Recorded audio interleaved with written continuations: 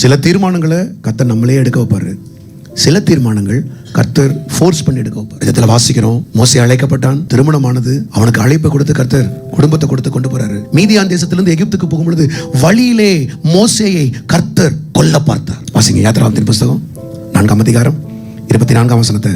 வழியிலே தங்கும் இடத்தில் கர்த்தர் அவனுக்கு எதிர்ப்பட்டு, கர்த்தர் மோசேக்கு எதிர்ப்பட்டு அவனை கொல்ல பார்த்தார். இந்த மோசே 3 மாச குழந்தையா இருக்கும்போது இவர் தான் காப்பாத்தினாரு. நாணல் பெட்டிக்குள்ள வைக்கப்பட்டான், பார்வோனின் குமாரத்திட்ட வந்தான், அரண்மனைக்கு கொண்டு வரப்பட்டான், எல்லாமே இருந்துச்சு. இவனை உருவாக்கி 40 வருஷம் இவனை படிக்க வச்சு, 40 வருஷம் வனாந்திரத்தில் வச்சு நல்ல பயிற்சி கொடுத்து அழைப்பு கொடுத்து, நீ தான் மீட்பன் தலைவன் என்று சொல்லி அவனை அழைத்த இடத்தில் இப்பொழுது மோசேயை கர்த்தரே கொல்ல பார்க்கிறார். விசுவாசிகள் கவனமா கேளுங்க. ஆண்டவர் எதை எதிர்பார்ப்பார்னா, உன் தீர்மானத்துல நீ உறுதியா இருக்கணும்.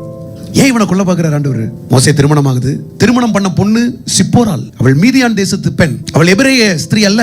ஆகவே அவளுக்கு விருத்த சேதனம் என்கிற காரியம் தெரியாது. ஆண்டவர் ஒரு காரியத்தை கற்றுக் கொடுத்தார். எபிரேய பிள்ளைகள் எல்லாம் பிறந்த உடனே 8வது நாள்ல அவங்களுடைய ஆண் உறுப்பின் நுனித்தோல் நீக்கப்படணும். அர்த்தம் என்னன்னா, ஆண்டவரும் நாங்களும் ரத்தத்தினால ஒண்ணு. நமக்கு விருத்த சேதனம் கிடையாது. அதுக்கு பதிலாக தான் கர்த்தர் நமக்கு ரட்சிப்பு என்கிற விருத்த சேதனத்தை கொடுத்திருக்கிறார். இயேசுவின் ரத்தத்தினால நீங்களும் பிதாவும் நானும் பிதாவும் ஒன்னா மாறுறோம். அதான் ரத்த சம்பந்தம். அதை எபிரேயர்கள் என்ன செய்யணும்? 8வது நாள்ல செய்யணும்.